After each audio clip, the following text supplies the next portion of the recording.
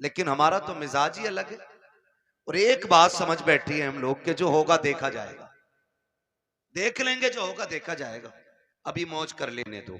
ओ भाई, किसी के बाप में दम नहीं है जो तख्ते लगने के बाद कुछ देख पाए।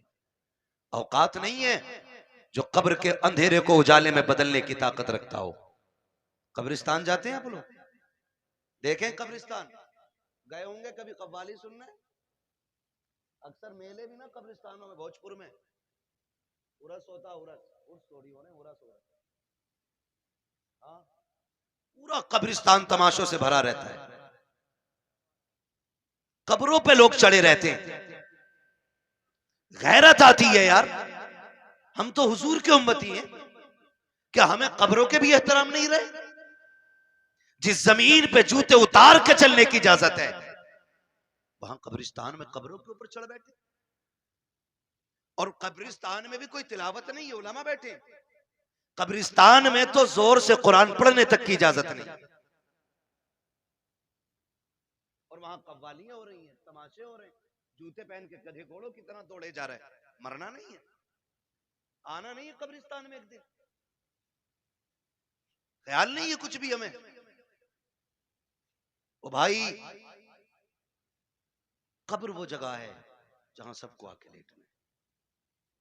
और किसी की कब्र ऐसी नहीं होगी कि किसी की कब्र में ईंट लग गई और किसी की में सोना लग गया, किसी की में लोहा लग गया। कब्र सारी कच्ची होनी है। तजर्बा ना हो तो कर लेना, कब्रिस्तान जाओगे पता चल जाएगा। हुए नाम वर्बे निशां कैसे कैसे, जमी खा गई आसमां कैसे कैसे। सुभान अल्लाह सुभान अल्लाह। सभी को मरना है, लेकिन तैयारी कोई नहीं है, कोई तैयारी नहीं।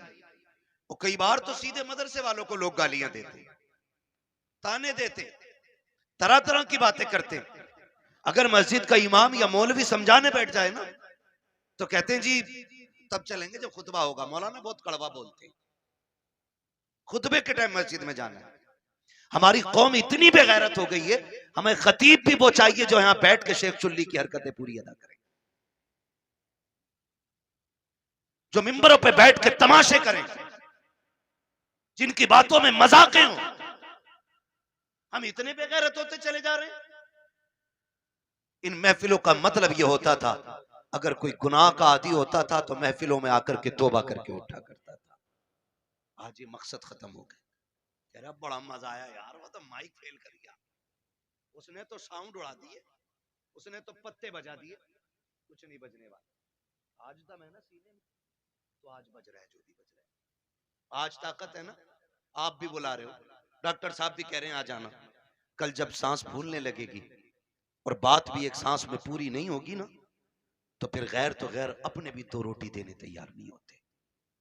ये दुनिया बड़ी बेवफा है, इसके धोखे में मत रहना। तुम जितना चाहो कमा लो, तुम्हारा कमाया हुआ रखा रह जाएगा, तुम्हारे बाद वाले मौज करेंगे, हिसाब तुम्हें देना पड़ेगा। ये याद रखो, मेरी कमाई का हिसाब मुझे देना है। खाएंगे बच्चे हिसाब में दूंगा, खाएंगे बच्चे हिसाब आप दोगे। तो जिंदगी ऐसी गुजार के जाओ कि जो हिसाब भी आसान हो जाए और कब्र की मंजिलें भी आसान हो जाए। हम किधर चलने लगे, हम किधर। नहीं नहीं जी, मौलवी साहब को हटाओ, इन्होंने तो मेरे जुए के बारे में बात कर दी। ये इमाम नहीं रहेगा, इसने मेरे सट्टे के खिलाफ बात की है। ये इमाम नहीं रहेगा, इसने ढोल के खिलाफ तकरीर की है।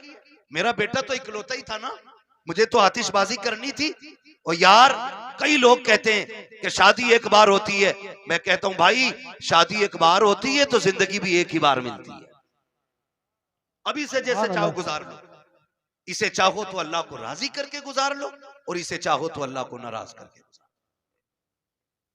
माफ कीजिएगा, अगर मैं अभी खड़ा कर लू ना, तो 90% नौजवानों को नमाज याद नहीं, 100 में 90 लोगों को नमाज दुरुस्त याद नहीं होगी।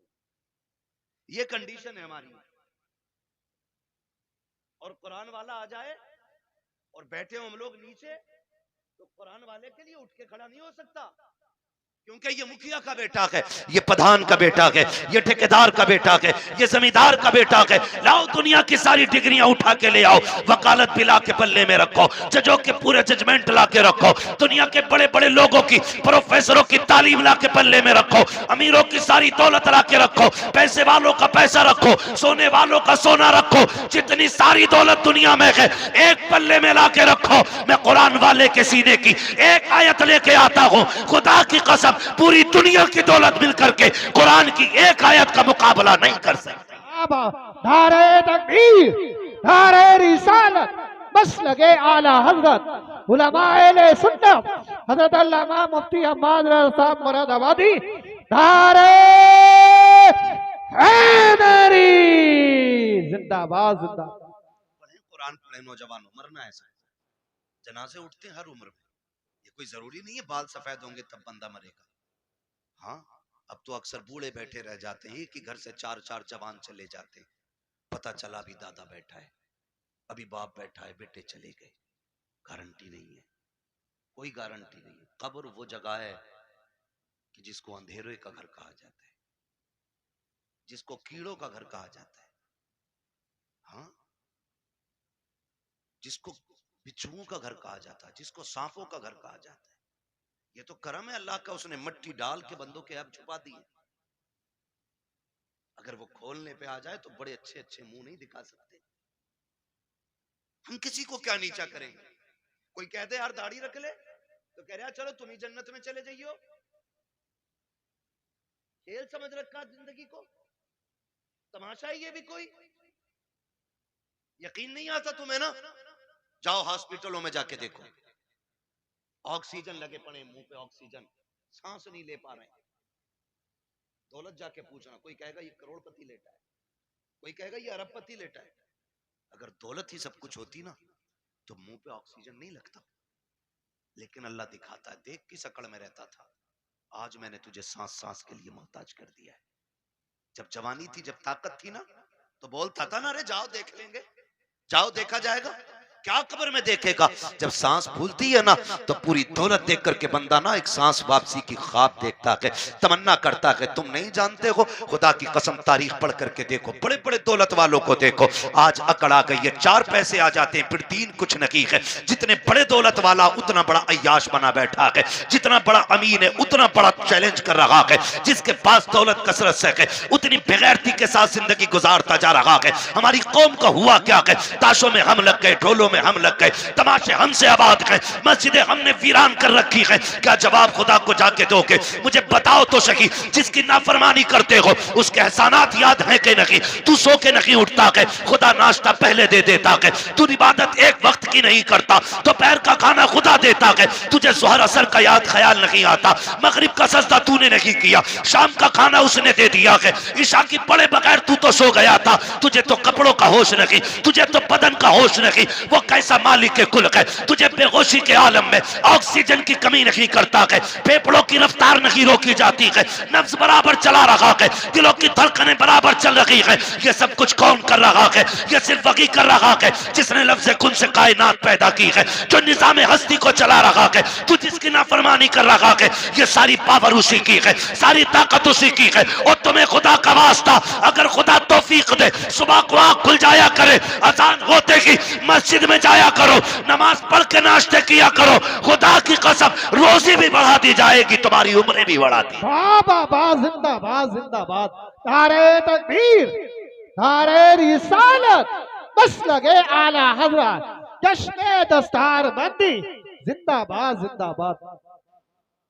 शुरू दिन का आगाज अल्लाह की इबादत से करें, फजर के बाद कुरान लेके बैठे, कुरान लेकर के बैठे, ये हम पे लाजिम है।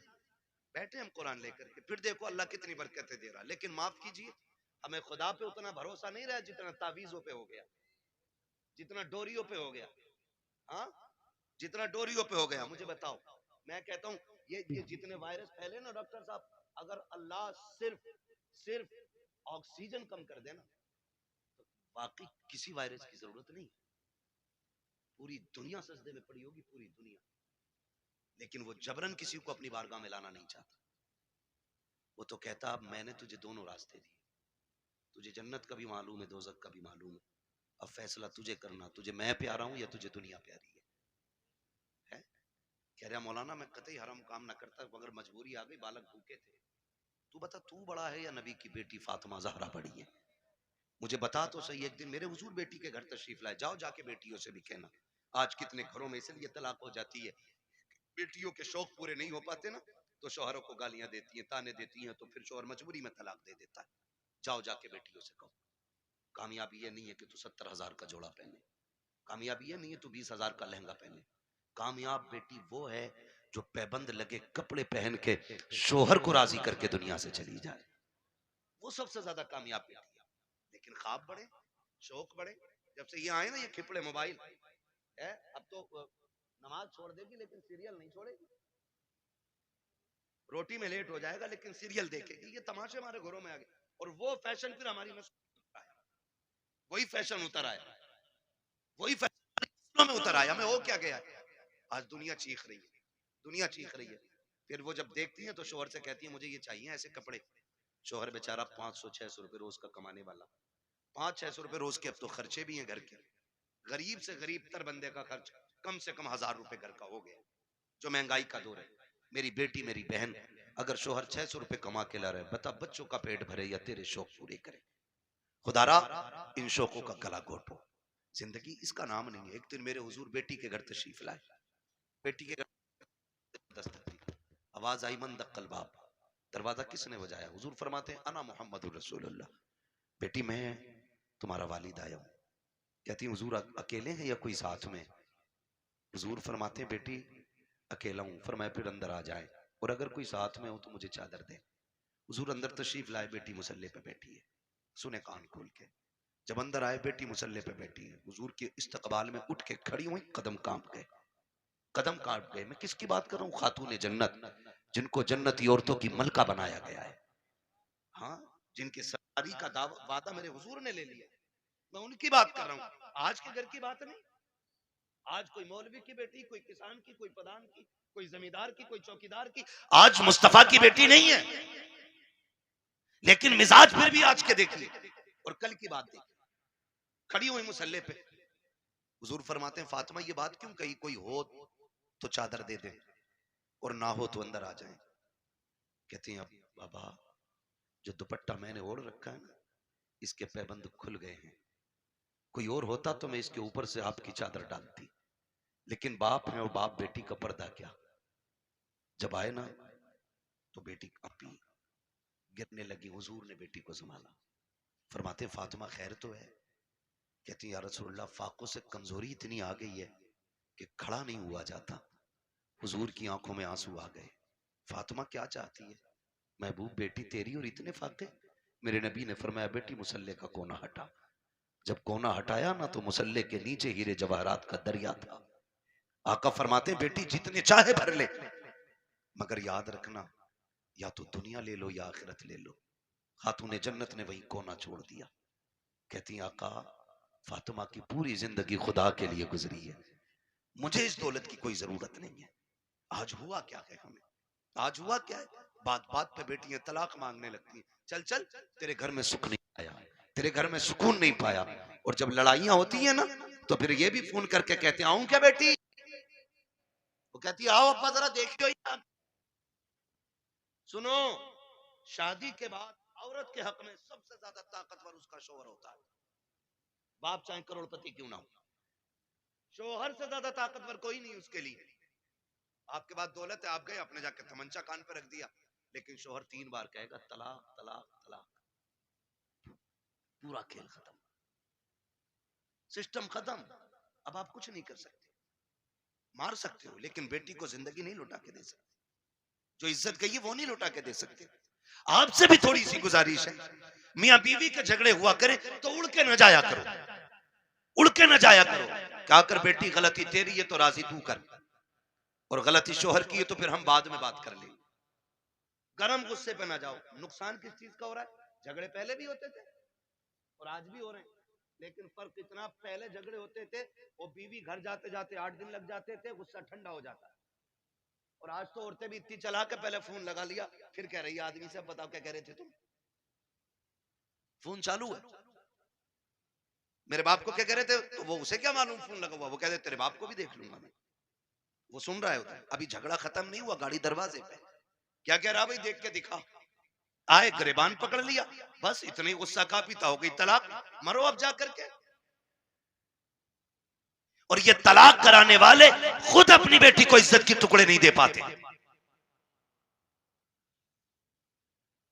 कई बेटियों की ये शिकायतें हमने सुनी है कि जब शोहर से झगड़ा हुआ सारे हमदर्द बन के गए थे, लेकिन आज 6 महीने हो गए हैं, कभी बाप कह देता बेटी दवा का पैसा नहीं है, कभी भाई कह देता बाद में सुनी जाएगी, कहती मौलाना अब क्या किया जाए, मेरे भाई मेरी बहनों मेरी बेटियों, आप मौलवी कुछ नहीं कर सकता है, जो भी करना था तुम्ही को करना था, तुम्हें मुस्तफा का अखलाक हासिल करना था, आका करीम का किरदार सीखना था। जिंदगी कैसे चलती है ये तुम्हें सीरियल नहीं बताएंगे, सीरियल घंटे 2 घंटे के होते हैं, जिंदगी 60 साल की होती है। इसे सीखने के लिए मुस्तफा की 63 साल जिंदगी पढ़ना पड़ेगी, आका का किरदार सीखना पड़ेगा। 60-70 साल की जिंदगी के लिए मुस्तफा को समझना पड़ेगा। याद रखिएगा, जो मुस्तफा की जिंदगी के मुताबिक जिंदगी गुजारते हैं उनकी दुनिया भी बेहतर हो जाती है, आखिरत भी बेहतर हो जाती है। बाबा जिंदाबाद जिंदाबाद, नारे तकबीर, नारे रिसालत जिंदाबाद।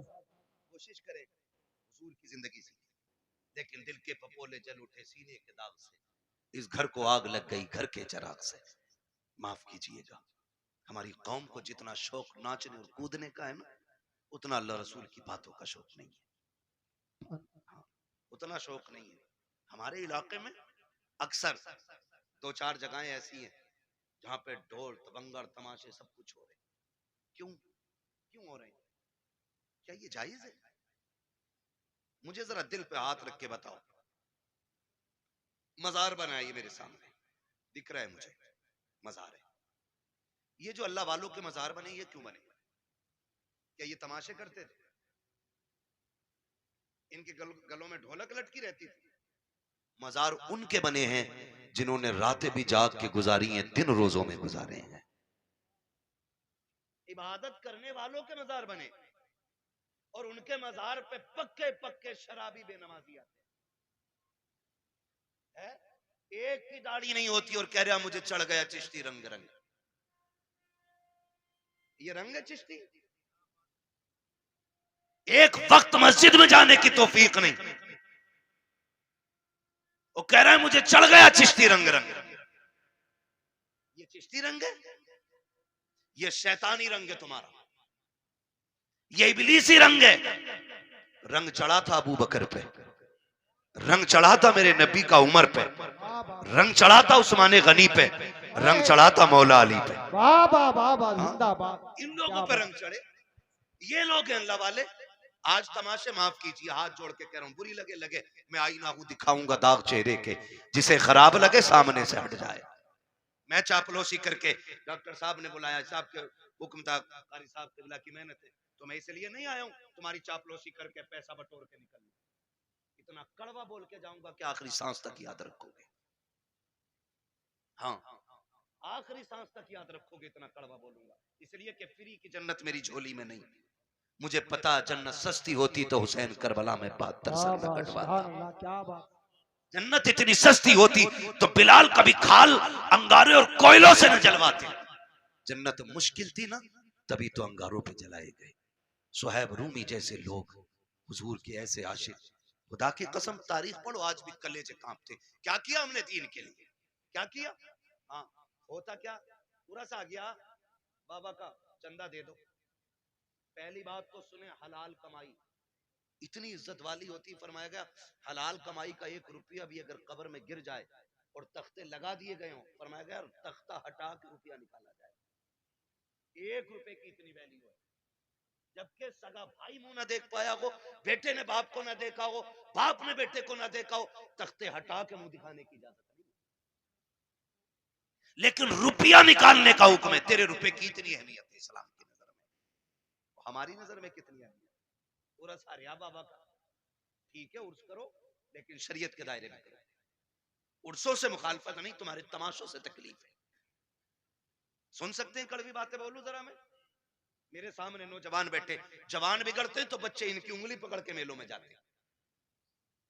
आज 28 साल का मेले में गया तो 8 साल का उंगली पकड़ के गया, कल ये 28 का होगा 8 के को पकड़ के ये ले जाएगा। ऐसे ही उसूल चलता रहेगा और तुम जाहिल के जाहिल रह जाओगे, कभी तरक्की नहीं कर पाओगे। जी जी ये हालत हमारी रहेगी, याद रखना। उर्सा आर्या साहब बड़े धूमधाम से चादर घूम रही है, चंदा हो रहा करो, फिर क्या होता, अब वाला आर्या, नाम नहीं बताऊंगा, पूरा लग जाता लोगों को, मेरा नाम माइक में लिया था भाई, अब वाला रहा कौन है ना, फना आ रहा है। अच्छा, फिर तो सारे ही दीनदार होंगे कि ना, जब आपके लिए एक लेडीज भी बुलाई है। इतना बड़ा मजमा मेरे सामने बैठा है, दिल पे हाथ रख के बताए, हम में से कौन इतना बेगैरत है जो अपनी बहन बेटी को दूसरे के सामने स्टेज पे नचाना पसंद करता हो? है कोई इतनी बड़ी भीड़ में जो अपनी बहन बेटी के बारे में ये चाहे कि मेरी बेटी 4 लोगों के सामने कपड़े उतार के ना चले? हम तो अपने घर के अंदर इतने गैरत वाले बनते कि बेटी के सर से दुपट्टा भी उतरने नहीं देते।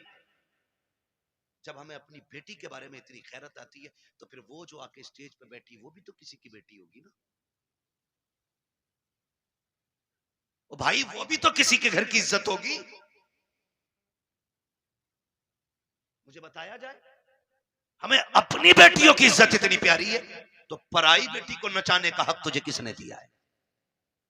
और वो भी कौम के गैरत वाले पैसे से, जिसे किसी ने बट्टे पे कमाया, किसी ने फैक्ट्री में कमाया, किसी ने पसीना बहा के कमाया, किसी ने गेहूं कटाई में कमाया, किसी ने धान कटाई में कमाया, किसी ने रात दिन मेहनत करके कमाया, उसे तुम लोगों के अय्याशियों पे खर्च कर देते हो थोड़ी सी देर की जहनी अय्याशी के लिए। का इधर से मुकाबला होगा, इधर से मुकाबला करने वाली होगी, इधर से शेर होगा, उधर से जवाब आएगा, आग लगे इस बेगैरती को। उसी में देखा जाता है चंद कौम के बेगैरत अमीर आके टेबल लगा के बैठ जाते हैं, नोटों की यूं बारिशें किया करते हैं, चंद बेगैरत वाह में लग जाते हैं, कहते तो देखो फला के बेटे ने कितना लुटाया है, फला के बेटे ने कितना पैसा लुटाया है, आज पता चल गया किसकी मां ने कितना दूध पिलाया है। नहीं बेटे, आज पता नहीं चला है, ये कब्र में जाके पता चलेगा किसकी मां ने कितना दूध पिलाया था।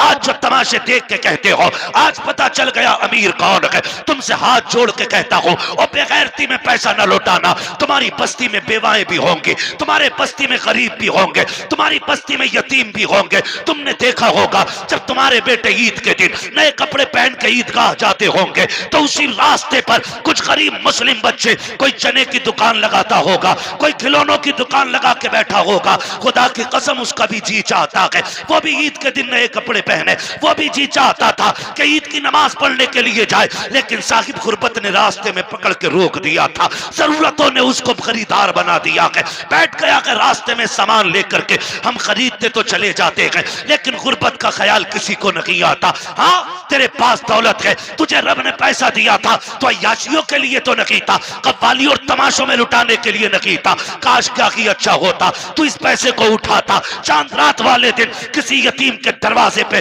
रात के अंधेरे में अंदर डाल के आ जाता, पर्चा बना के डाल देता। ईद सिर्फ मेरी नहीं है, ईद तुम्हारी भी है, इससे तुम भी ईद मनाना। खुदा की कसम, अगर उस पैसे से किसी गरीब की ईद हो जाती तू कब्र में बाद में जाता, मदीने वाला तेरी कब्र में पहले तशरीफ। है जिंदाबाद जिंदाबाद, बहुत अच्छी हजरत, जिंदाबाद जिंदाबाद।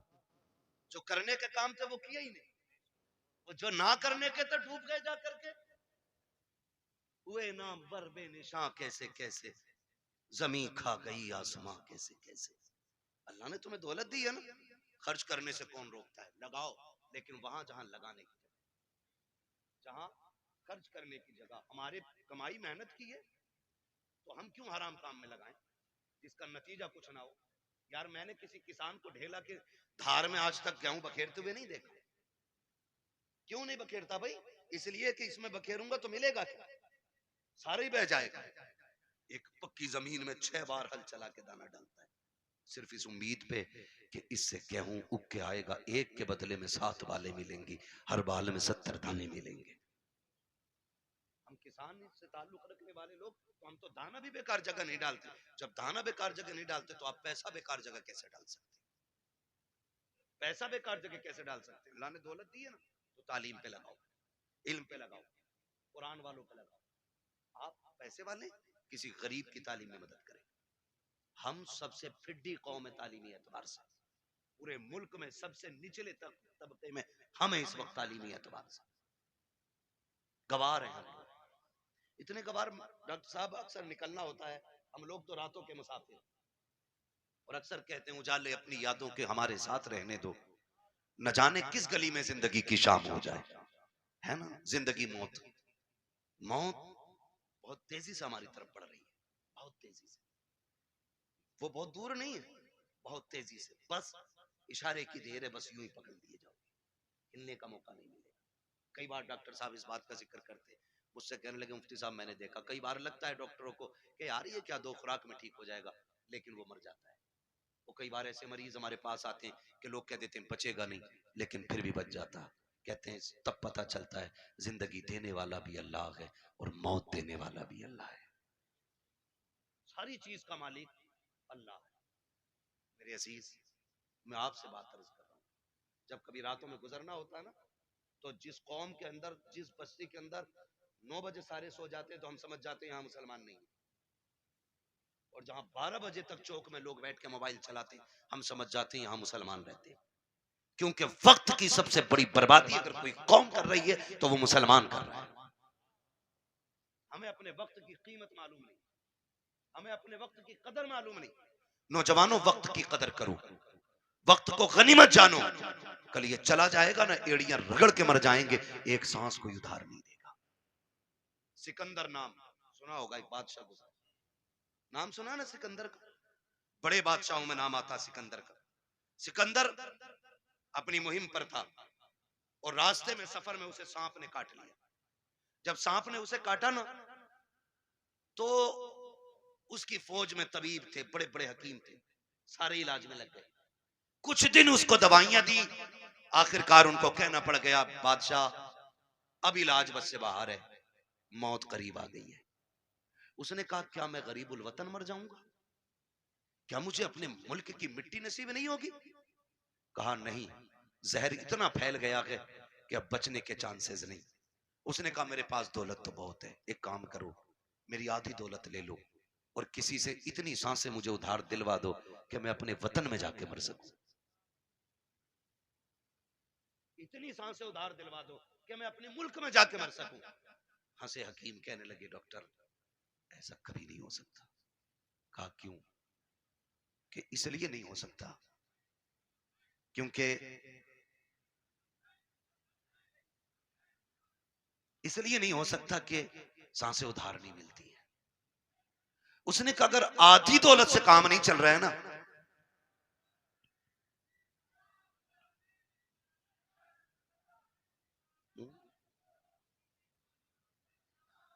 अगर आधी सांसों से भी, उसने कहा अगर आधी दौलत से काम नहीं चल रहा है ना, तो कहा फिर ऐसा करो मेरी पूरी दौलत उठा लो।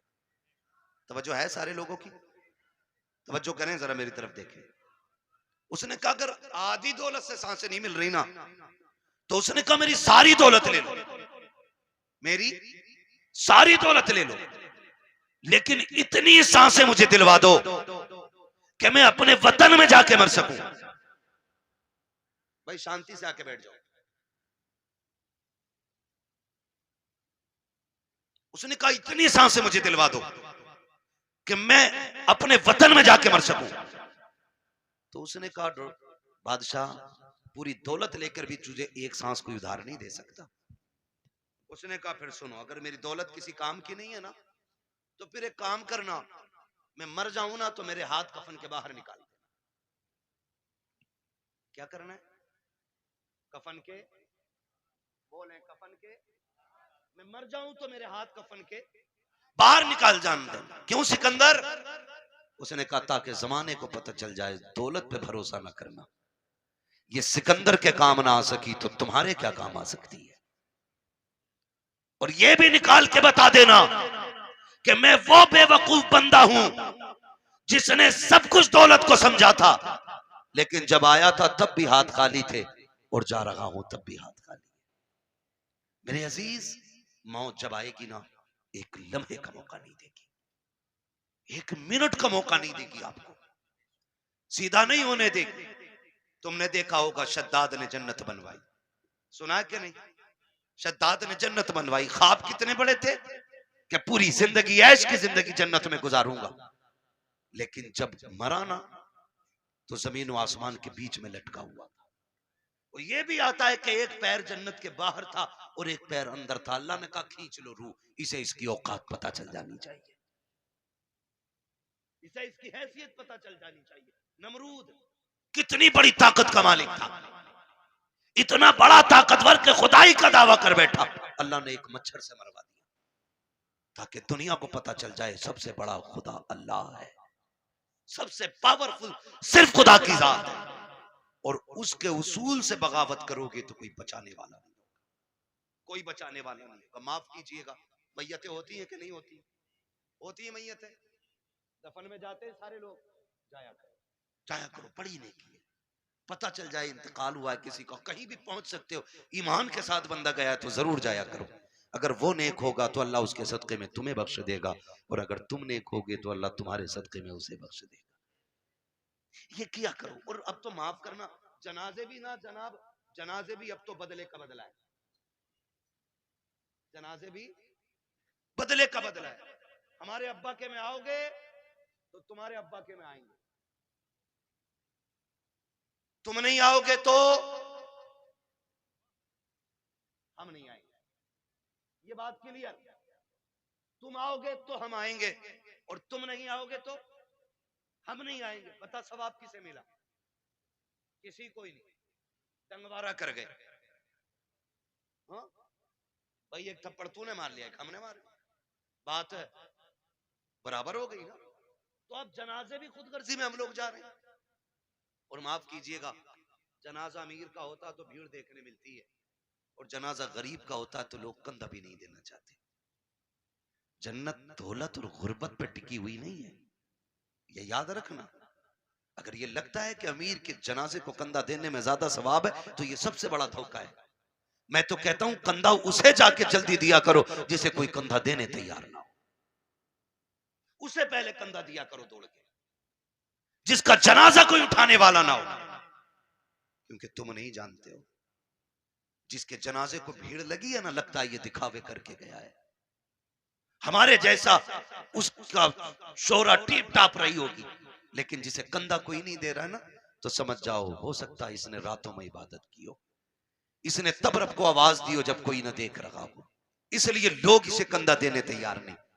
तो फैसला जो है ना भीड़ का, ये अंदाजा लगाना कि कंधा उसको दौड़ के दो जिसे कोई कंधा ना दे रहा हो, मिट्टी दो।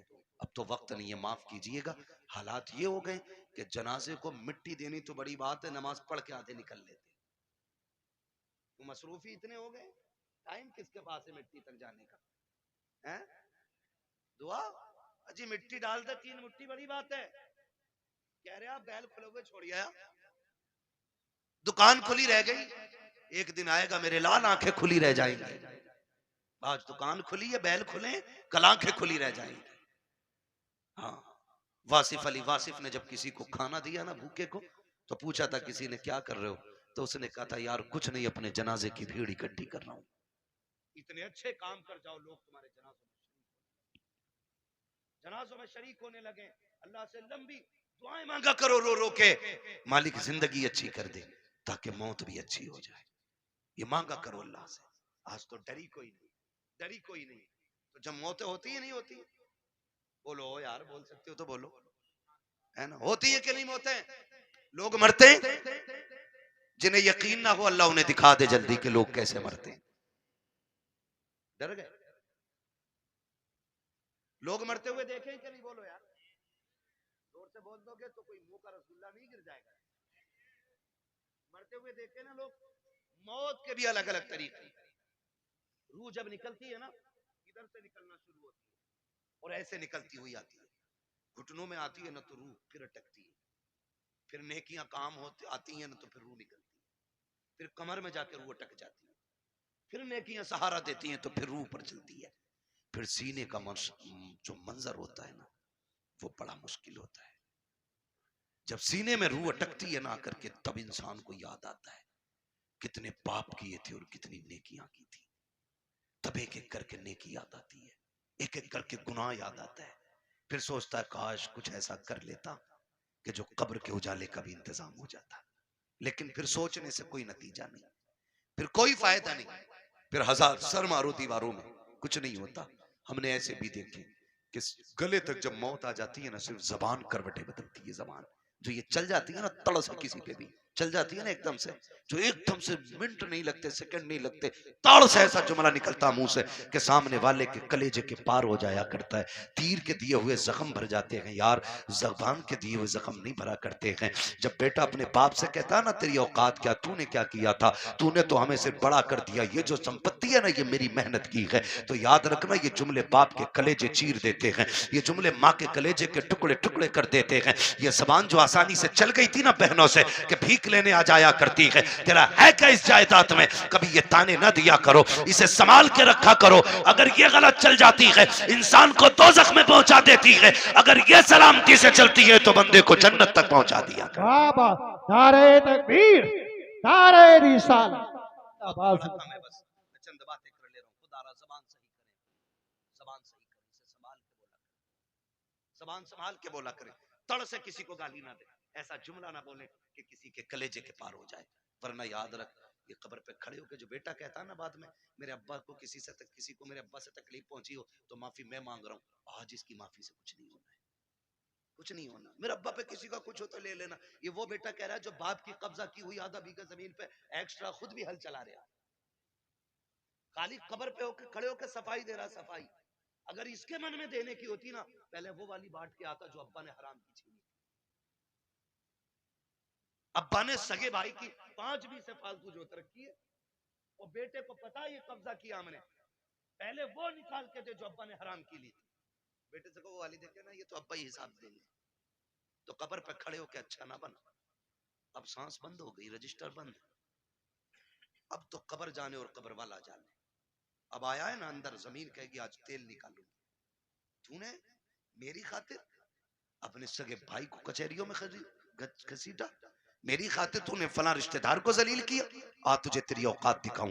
जब रगड़ेगी ना तो सुरमा बना देगी, सुरमा, कोई बचाने वाला नहीं होगा। तुम तो इस खुशी में बेखुशी में ये भूले बैठे हो कि तीजा हो गया है बंदा जन्नत में पहुंच गया होगा, 40वां हो गया जन्नत में पहुंच गया। हुकूकुल इबाद का मामला इतना सख्त है मेरे अजीज, तुम एक नहीं सैकड़ों नहीं हजारों तीजे 40वें करा लो, अगर किसी भाई का हक लेके जा रहे हो अल्लाह उस वक्त तक जन्नत नहीं देगा जब तक एक एक भाई का तुमसे हिसाब बराबर नहीं करा ले। इसलिए किसी का खा के नहीं मरना, खुदा तौफीक दे तो दे के मरना, दे के मरना, कोई किसी का नहीं होता है। बेटे 40वें के बाद कब्र तक भूल जाते अब्बा दफन कहाँ हुए थे। ईद के दिन जाके कह रहा चचा तुम्हें तो पता होगा अब्बा किस कोने में रखे गए थे। ये पूछ रही है औलाद आज की, ये पूछ रही है आज के दौर में अगर कब्रों को निशान भूल गए हम, तो क्या लगता आने वाली नस्लों को हमारी कब्रें याद रहेंगे? उन्हें तो कब्रिस्तान तक याद नहीं रहेंगे हैं किधर। इसलिए खुदारा आखिरत की तैयारी खुद से करें, अपने आप से करें, अपने पीछे कुरान पढ़ने वाले छोड़ दें, अपने पीछे कुरान पढ़ने वाले छोड़ दें। हम तो कह देते हैं कोई बात नहीं, मेरा इंतकाल हो मेरे बच्चे कहेंगे मदरसे से बच्चे भेज दिए, ठीक है, बरकत वाली जमात है, नेक जमात। लेकिन ये बात बताओ, पढ़ने में खुलूस इनके उतना ही होगा जितना बेटे के पढ़ने में खुलूस होगा? हो सकता है? कभी नहीं होगा ना, क्योंकि बाप का दर्द बेटे को ज्यादा है, बेटे का दर्द बाप को ज्यादा है। हमें तो बुलाओगे रस्मन पढ़ के चले जाएंगे, लेकिन असल दर्द बेटे को होता है। मैं तो कहता हूं एक बेटा कम से कम हाफिज जरूर बनाना, एक बेटा जरूर बनाना। अगर बना ना सके हो ना तो कोई पढ़ रहा हो तो पढ़ने में उसकी मदद, कोई कुरान हाफिज हो रहा है ना तो उसके हिफ्ज में मदद करें। आपका बेटे बड़े हो गए, आप नहीं पढ़ पाए, आपके बेटे नहीं पढ़ पाए, तो जो पढ़ रहे हैं आप उनकी मदद करें। जानते हो क्यों? क्योंकि जहां भी ये पढ़ने वाला कुरान पढ़ेगा अल्लाह एक एक हर्फ के बदले में 10-10 नेकियां तेरी कब्र में भी नाजिल फरमाता रहेगा। इतना बड़ा इंतजाम, इतना बड़ा इंतजाम।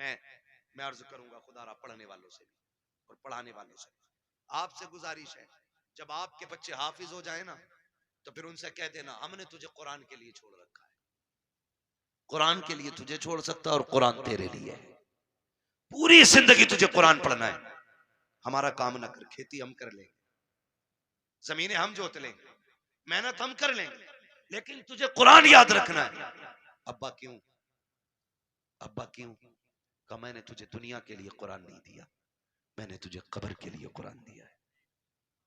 मैंने तुझे कब्र के लिए कुरान दिया है। कब्र अंधेरों का घर है, बड़ी बेवफा दुनिया है। अपना बेटे को करोड़ों रुपए दे दे, मरने के बाद 50,000 नहीं देगा मस्जिद में। वो ये सोचता है ये पैसा जो अब्बा का बचाना ये माले गनीमत है। भाई भाई का गला काट देते एक दूसरे का, सिर्फ 10,000 के लिए, 5,000 के लिए बंटवारे में गोली चल जाती है। क्यों? भाई बाप की दौलत थी, जिस पे झगड़ा था उसका कुछ हिस्सा उठा के खुदा के घर में दे दो। भाई वो इतना करके गया ना तुम्हारे लिए, उसके लिए भी कुछ राहत का सामान बने। लेकिन कह रहा क्यों दे, उन्हें उनके अब्बा से मिली थी, हमें हमारे अब्बा से मिली है। क्योंकि अब्बा खुद नहीं देता था मस्जिद में कभी, अब्बा ने खुद नहीं लगाया कभी दीन के लिए पैसा, तो औलाद कहां से लगाई? आदत डालें, अपने बच्चों के हाथ से दीन की राह में खर्च कराया करो, ताकि बच्चे देने के आदी बन जाए, देने के आदी बन जाए। मरते टाइम बंदे को 3 फिक्रें सताती। कितनी कितनी सारे बोल दो भाई, कितनी फिक्रें? 3 फिक्रें सताती हैं। नंबर 1, मैंने जो दौलत कमाई है इसका क्या होगा। नंबर 2, मैं औलाद छोड़ के जा रहा हूं, मेरी औलाद कैसे जिंदगी गुजारेगी मेरे बगैर। नंबर 3, मैंने कितनी नेकियां की और कितने गुनाह किए। सिर्फ 3 चीजें मरते वक्त याद आती। 3 चीजें। कामयाब वो नहीं है जिसने अपने पीछे बंगले छोड़ दिए, कामयाब वो नहीं है जिसने इमारतें छोड़ी, कामयाब वो है जो अपने पीछे कुरान पढ़ने वाला छोड़ गया है। वो सबसे बड़ा कामयाब है जिसने अपने पीछे कुरान पढ़ने वाले छोड़े। वरना बिल्डिंग है, ये बंगले कब्र में कोई काम नहीं आने वाले। मैं तो मुबारकबाद पेश करता हूं उस बाप को जिसने एक बेटे को हाफिज कुरान, मुबारकबाद पेश करता हूं। ये 500 रुपए रोज कमा सकते थे, कोई कमी नहीं है, जवानी में कमा सकते थे। लेकिन उस बाप को सलाम जिसने कहा बेटे तेरे हिस्से की मजदूरी हम करेंगे, हमारे हिस्से का कुरान तुझे याद करके आना है। वो माए मुबारकबाद के मुस्तहिक हैं जिन्होंने उन बच्चों को दूध पिलाया है कि जो बदले में माँ को दूध के बदले में जन्नत का टिकट देने वाले हैं। वो बहनें मुबारकबाद के मुस्तहिक हैं जिन्होंने ऐसे भाइयों की खिदमत की है कि जो बहनों को बदले में जन्नत के जाने का रास्ता आसान करेंगे। ये मुबारकबाद के मुस्तहिक हैं माँ बाप। आज होता क्या है, आज जवान हो जाए बेटा और माँ बाप को दौलत का लालच पड़ जाता है। उन बापों को सलाम करता हूँ जो पूरी जिंदगी बच्चों को कुरान के नाम वक्फ कर देते हैं। और क्या मिला इनके बदले में? पूरी जिंदगी बाप मजदूरी करता रहा, कुछ भी तो नहीं मिला। बेटा कुरान पढ़ता रहा, कोई सिला नहीं मिल सका। बस किस दिन के इंतजार में, काश मैं मरूंगा तो इसका कुरान काम आएगा, ये बेटा काम आएगा। बेटों से भी गुजारिश है, सुनो भाइयों, अगर रब ने तुम्हें कुरान की दौलत दी है, बाप ने मेहनत मजदूरी करके तुम्हें कुरान का कारी बनाया है, तो मेरी बात कान खोल करके सुन लेना। जब दुनिया बाप के जनाजे में जा रही हो, तुम भी जनाजे में जा रहे होगे। लोग आखिरी तख्ता दे करके बड़ी तेजी से मिट्टी डाल के लौट आएंगे। कोई कहता कि गर्मी ज्यादा है, खड़ा नहीं हुआ जाता है। कोई कहेगा सर्दी ज्यादा है, ठंड लग रही है। ये कह के लोग पलट आएंगे। कब्र में तुम्हारा बाप अकेला रह जाएगा। तो तुम्हें खुदा का वास्ता, एक कुरान पढ़ने वालों, तुम्हें उठ के नहीं आना है। जब सारे चले जाएं, तुझे बाप की कब्र पे बैठना है और कहना है अब्बा पूरी जिंदगी तूने कुरान पढ़ाया, खुद मजदूरियां करता रहा, मेरे हिस्से के धक्के तूने खाए हैं, मेरे हिस्से की गालियां तूने सुनी है, कभी चैन से सो ना सका, रात को ओवर टाइम ड्यूटी इसलिए करता रहा ताकि मैं कुरान ठीक से पढ़ सकूं। मैं कुरान का कारी बन गया, फिर भी तुझे जरूरत मजदूरी के अड्डों पे ले जाती रही, तुझे फिर कुरान पढ़ने की मोहलत ना मिली, मुझे मदरसों ने फुर्सत ना दी, तुझे जरूरत बाजार ले गई, तू मजदूरियां करता रहा। जो कुरान तूने पढ़ाया था, एक बार बैठ के पूरा कुरान न सुन सका। अपने बाप की कब्र पे बैठना और कहना अब्बा आज तू भी फुर्सत से है, मैं भी फुर्सत से हूं। जब दुनिया बिरयानी के लिए लड़ रही हो, तुम अपने बाप की कब्र पे बैठ जाना। अलहम्द के अलिफ से लेके वन्नास की सीन तक पूरा कुरान पढ़ के उठना। अब्बा से कहना अब्बा आज मैंने तेरी मेहनत का हक अदा किया है, कसम खा के कहता हूं इधर कुरान की तिलावत मुकम्मल होगी, उधर कब्र में खुदा की रहमतों का नुज़ूल होना शुरू। नारे तकबीर, नारे रिसालत, बस लगे आला हजरत उलमाए सुन्नत, ख्वाजा का हिंदुस्तान, मिलक्का सुन्नी मुसलमान, हजरत अल्लामा मुफ्ती अम्मा साई किबला जिंदाबाद जिंदाबाद। करेंगे इंशाअल्लाह। पढ़ाएंगे बच्चों को कुरान, वादा करें इंशाअल्लाह। कितना है मैं कुरान, लोग समझते नहीं, लोग समझते नहीं है। मैं अभी 10 मिनट और हैं, कहें तो मैं थोड़ी कड़वी बात और कह दूं। पहले वादा करो इंशाअल्लाह कुरान से प्यार करेंगे, बच्चों को पढ़ाएंगे इंशाअल्लाह। अगर हम पढ़ने और पढ़ाने के लायक नहीं तो पढ़ने वालों की इज्जत करेंगे इंशाअल्लाह, करेंगे इंशाअल्लाह। कुरान कितना अहम है, बस चंद बातें और सुन लो, 11:15 हो गए। हाँ, तवज्जो करें। उम्र, हर जिंदगी की, हर शख्स की जिंदगी के 3 मरहले, अगर अल्लाह लंबी उम्र दे तो। सुबह, दोपहर, शाम। सुबह बचपन, दोपहर,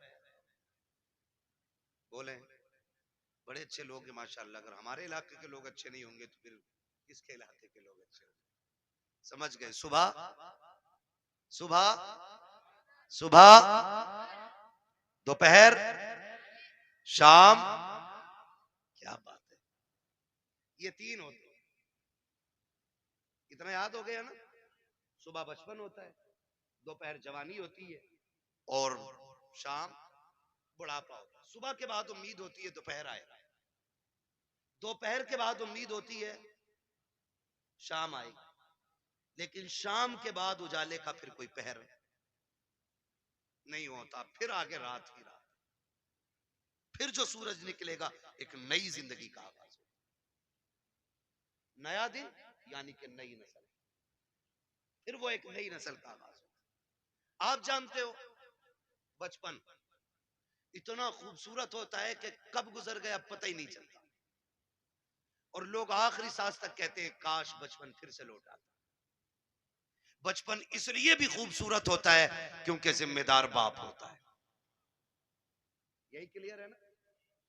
गलत तो नहीं बोला ना मैंने? बचपन इसलिए खूबसूरत होता है क्योंकि सर पे हाथ रखने वाला बाप होता है। इसलिए खूबसूरत होता है कि बचपन हम बाप की मर्जी से जीते। जवानी खूबसूरत होती भी है और ना भी होती है। जवानी उन बच्चों की खूबसूरत होती है जिनकी जवानी भी माँ बाप की मर्जी से गुजरती है। ठीक है जी? जवानी उन बच्चों की अच्छी होती है जिनकी जवानी माँ बाप की मर्जी से गुजरती है। और बुढ़ापा, दुनिया कहती है बुढ़ापा बुढ़ापा। वजह जानते हो? वजह सिर्फ इतनी है कि बचपन में बहुत दोस्त होते, बचपन में बहुत दोस्त होते। मेरे हुजूर फरमाया करते थे मुझे बच्चों के 5 खेल बड़े पसंद है, 5 काम बच्चों के पसंद है। इंशाअल्लाह कभी वक्त होगा ना और जिंदगी फिर लेके आएगी ना तो इन 5 कामों पे बच्चे की गुफ्तगू फिर होगी, क्योंकि बात बड़ी लंबी है वो भी। बस जो मैं कहना चाह रहा हूँ ना चाचा, फिर वो रह जाएगा अधूरा मसला, है ना? बस मेरी बात पूरी हो जाए, अल्लाह करे इस बीच में। तो बचपन में ना बहुत सारे यार मिल जाते हैं, हमजोली बच्चे इतने इतने आजाद होते हैं। अम्मी कहती है ला बेटे जल्दी जा, चाय खोल गई है पत्ती नहीं है जल्दी लेके आ। गया सुबह चाय पत्ती लेने, दोपहर के टाइम लौट रहे। हाँ? ये बचपन है, और इसी को बचपन कहते हैं। ये आजाद जिंदगी है, पके ना पके चाय हम तो तमाशा देखेंगे। बच्चे गए, कोई आ गया डुगडुगी वाला, वहीं लग गए। अब अम्मा परेशान है, चाय दोपहर तक पकती रही। ये है ना, ये आजादी होती है बचपन की। और बचपन के यार बड़े सच्चे होते हैं। अभी लड़ेंगे, कल किसी पंचायत के बगैर फिर एक हो जाएंगे। ना कोई मुकदमा, ना कोई बहस, ना कोई पंच, ना कोई पंचायत। आज लड़के गए थे, सुबह फिर गले मिल जाते। इतना आजाद बचपन। और जवानी, जवानी में जिसके पास पैसा है उसके 1000 यार है। बस समझ गए ना? 2 चीजें, वक्त और पैसा जिसके पास है ना उसके 1000 यार मिलेंगे। यानी यार उन्हीं के ज्यादा मिलेंगे जो बर्बाद हैं खुद भी और दूसरों को भी बर्बाद करेंगे। ये दूसरे लफ्ज मैंने बोले। भाई जिसके पास फालतू वक्त है, कोई काम नहीं है, तो वो दूसरों को भी ठलुआ बना के बैठाएगा। जो बंदा 4 पैसे कमाता, कहीं काम से लगता, बच्चों को हलाल रोजी खिलाता, दुकान बंद, वो भी बैठा उसके साथ। और बातें चौक में बैठेंगे, कह रहे किसकी बन रही है अब के, उसकी इतनी सीटें निकल रही हैं, नहीं नहीं अब के उसकी बनवा रहे हैं हम। जिससे अपना घर नहीं चलता वो मुल्क चलाने की बात करता है। सही कह रहा हूं, ये फालतू की बातें नहीं है तो और क्या। ठलुए लोग, चाय बिगाड़ने वाले लोग, चौक में बैठ के अपना भी वक्त बर्बाद करते हो, दूसरों का। खैर इधर नहीं जाना है, बस इतना बताना चाहता हूँ, जवानी में भी हजार यार हो जाते हैं। एक सबसे तन्हा उम्र आती है बुढ़ापे की उम्र, जिसमें गैर तो गैर अपने भी साथ नहीं निभाते, अपने भी साथ नहीं निभाते। सगा बाप बैठा है, सगा बाप, बेटा सुबह उठा, ड्रेस पहनी, मोबाइल हाथ में लिया, कुनमुना किया और निकल लिया। बाप मुंह देखता रह गया, रात सांस उखड़ रही थी, सुबह बेटे से दवा मंगानी थी, इसने तो मुंह तक नहीं छुआ, ये तक नहीं पूछा रात कैसी गुजरी, चला गया। फिर बाप सोचता शाम को आएगा बेटा, फिर बातें करूंगा। फिर शाम को बेटा आया तो मूड खराब था, माथे पे लकीरें थी, गुस्से में गुस्सा, जल्दी करो, जूता लाओ, पानी लाओ, ये लाओ, वो लाओ।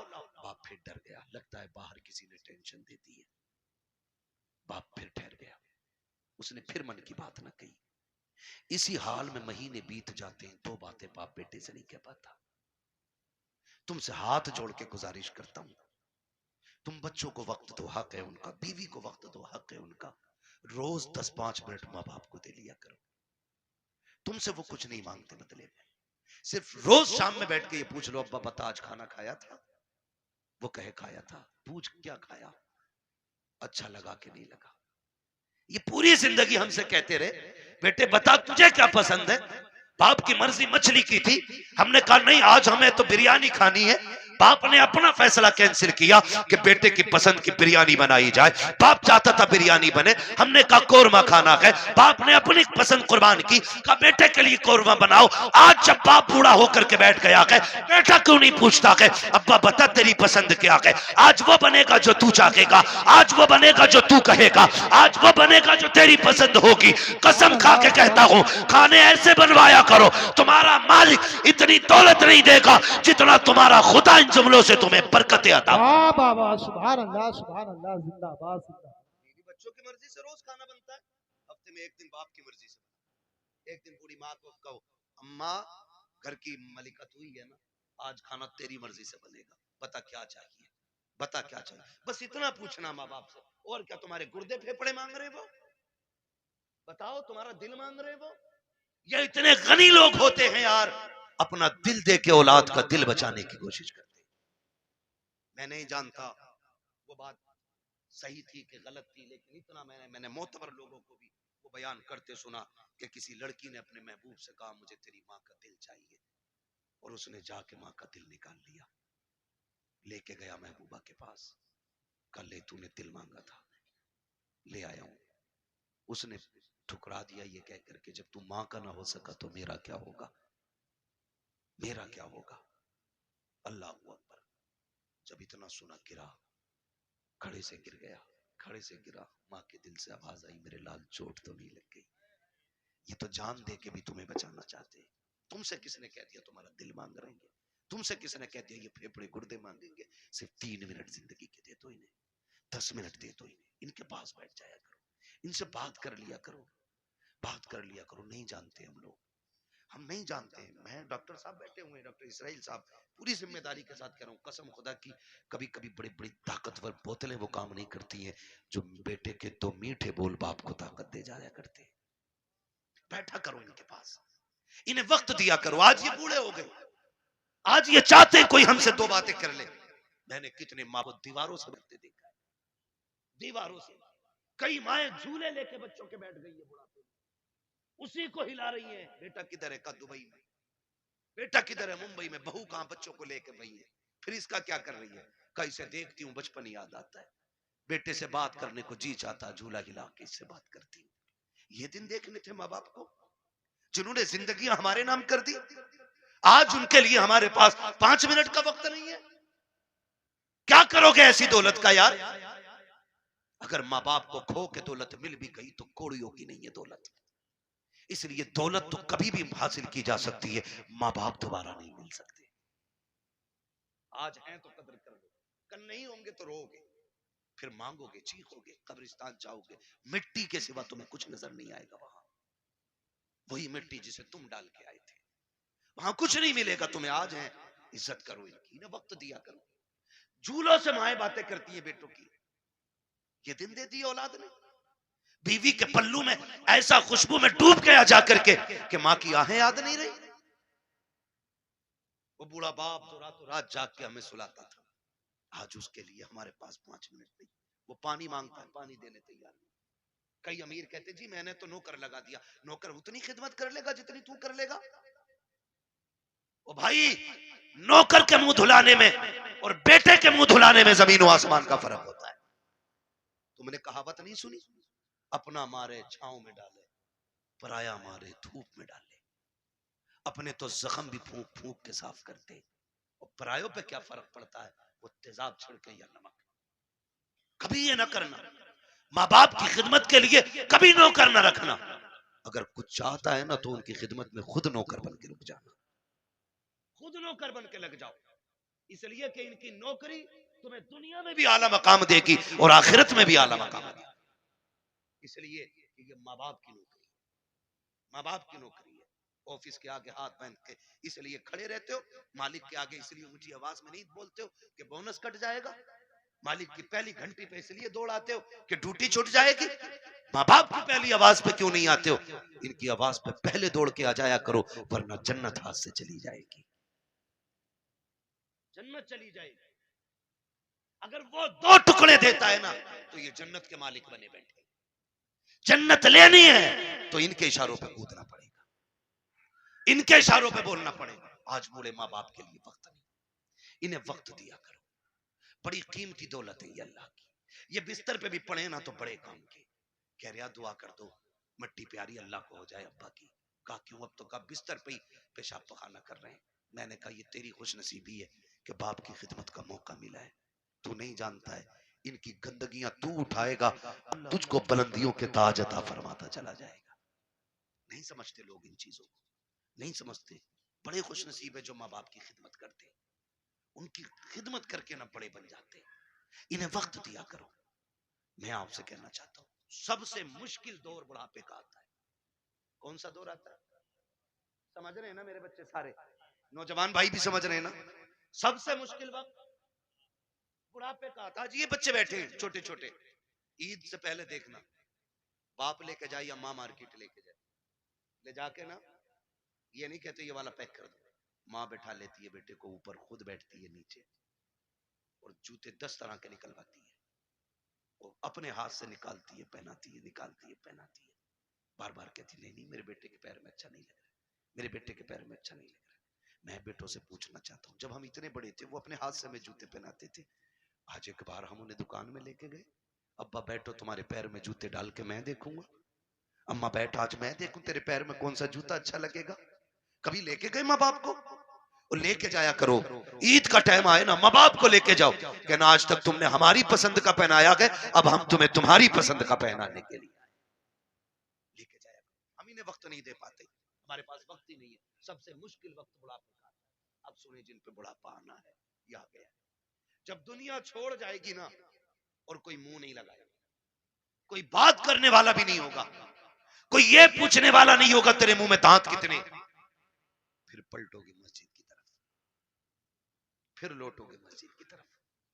अल्लाह कहेगा सुन, तुझे कोई मुंह नहीं लगा रहा ना, आ मेरे घर आ जा। तुझसे कोई बात नहीं करता ना, मैं करूंगा तुझसे बात। अपना दर्द मुझे सुना जब तुम मस्जिद में आते हो। सुनो कुरान बड़ा जरूरी है, कहता है अगर तुझे अपना हाल सुनाना है नमाज की नियत बांध ले। तू कहता जा मैं सुनता जाऊंगा, और अगर तुझे मेरी बातें सुननी है फिर कुरान लेकर बैठ जा, कुरान पढ़ता जा, कुरान की आयतों में तुझे मेरी बातों का मजा आता है। वाह वाह वाह, सुभान अल्लाह, जिंदाबाद। कोई मुंह नहीं लगाता है, फिर रब का कुरान तुम्हें सीने से लगाएगा। जब कोई साथ नहीं देता ना फिर कुरान लेकर। इसलिए खुदारा इतने जाहिल न रह जाना कि बुढ़ापे में भी कुरान साथी न बन सके। कम से कम इतना कुरान जरूर सीख लेना कि बुढ़ापे में जाके दुनिया साथ छोड़ दे तो रब का कुरान हमारे साथ हो। पढ़ेंगे इंशाअल्लाह, वादा करते हैं इंशाअल्लाह, पढ़ाई करेंगे इंशाअल्लाह, कुरान सीखें। अगर हमने कुरान नहीं सीखा तो कुछ भी नहीं सीखा है। बड़ी बात है बेटे को हाफिज कुरान बनाना, अपने बच्चों को हाफिज कुरान बनाओ। तुमने भी देखा होगा, हमने भी देखा, मौतें होती हैं, मौतें होती हैं, लोग बड़े बड़े पैसे वाले तड़प तड़प के मर रहे हैं। क्यों? क्योंकि कोई आसानी से रूह आने वाला नहीं। निकले कैसे? निकले कैसे? सारे लोग थे हॉस्पिटल की कंडीशन, आखिरी सांस ले जाके अब्बा हॉस्पिटल में कायम वेंटिलेटर पे, अब्बा जल लगी पड़ी है, जो चादर बिछी है वो भी नापाक है, उन्होंने हमारे कपड़े के अपने ग्रीन कपड़ा दिए वो भी नापाक है, जितने नर्स और डॉक्टर आ रहे हैं उन्हें भी पाकी नापाकी की कमी है। मुश्किल से रूहें निकल रही, मुश्किल से बिस्तर ना, जगह ना, लोग नापाक, रहमत रिश्ते आने तैयार नहीं, इधर तड़प तड़प के बंदा मर रहा है, ऑक्सीजन लगी है, यार जो है फलों पे फल लाने पे लगे, कोई जूस ला, फल ला रहे, सेब केले ला रहे, मैं वो जो ऑक्सीजन बड़ा शीशे झांक रहा है वो हाथ नहीं उठा आज उसके, आज अल्लाह की पकड़ गया कि वो अब तक रहता था हम तो हमसे चंदा ना मांग, ये तमाशे कर रखे हैं, ये मदरसों के नाम पे ठगी का जाल फैला गए, मौलवी होते ही हराम खाने गए, आज जो बदला लिया जा रहा है, बड़ा तड़प रहा है, रूह निकलने का नहीं ले रही है, रिश्ते कोई कोई जूस ले आ रहा है, इसकी आंखों से आंसू रखे हैं, आखिर क्यों रहा है, सारी फैसिलिटी मौजूद है, सांसीनों के जरिए रखी है, रिश्तेदार बने हैं, वो कहता मैं रो रहा हूँ इसलिए रो रहा, ये जो जूस ला रखे हैं आज इसकी जरूरत नहीं है, जो फल लेके आ रखे हैं तो बंद कर दिया है, चाहता है वो ऑक्सीजन पे सामने वेंटिलेटर पे बंदा कहता है अगर सकते हो तो यासीन पढ़ा हुआ पानी ला, सूरह रहमान की तिलावत पानी ला दो, करे क्या काम में जीना नहीं चाह, अब की तिलावत के सदके में इसे मरना चाह। बाबा जिनके अपने बेटान के कारी होते बेबसी की मरते, कभी मुफलिसी की नहीं मरते, मरते जान से तिलावत होती है उधर रूह नत की तरफ ले जाती है। एहसान है माँ का कि ये बच्चों को पढ़ा और दीन दे रहे हैं। मैं तो अबे के साथ कहता हूँ इस बात, हमारे यहाँ हाफिज बन बंदा 1000 रुपए देख कहता मैंने बहुत दे दिए इमाम मौलाना को, 1000 रुपए एक की बहू को दिया था, एक उन्हें दिया था, सुन भाई कान खोल के सुन, और मैं लो तो साले 1000 नहीं 10 लाख 50 लाख नहीं, जो खाल है ना तेरे की, अगर तार के ना इसका बना के अपने बेटे के उस्ताद पहनाए ना तो भी उस एहसान का बदला भी होगा जो तेरे बेटे इन्होंने हाफ कुरान बना के तुझ पे एहसान किया है। इतनी बड़ी दौलत, इतनी बड़ी दौलत वही कोई कुरान जाता है, लगती है रत जगह लगते हैं इसमें, आधी आधी रात से उठ के कुरान पढ़ाना पड़ता है। हाँ लिए मेरे भाई कुरान से भी प्यार करो, साहिब कुरान से भी प्यार करो, और फारो ये तमाशों में पैसा लाओगे, फालतू के हराम कामों में पैसा लाओगे, अल्लाह तो